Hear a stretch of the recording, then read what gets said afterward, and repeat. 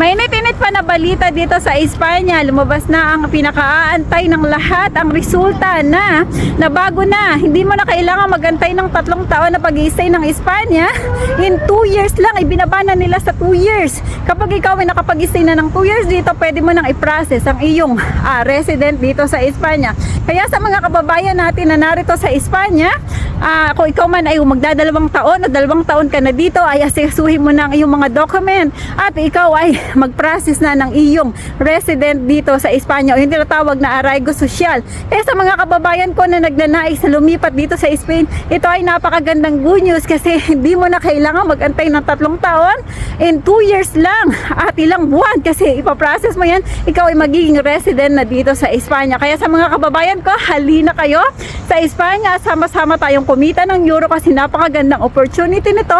Hindi mo na kailangan mag-antay ng napakatagal, ikaw ay magiging residente na dito sa Espanya. Kaya halina kayo!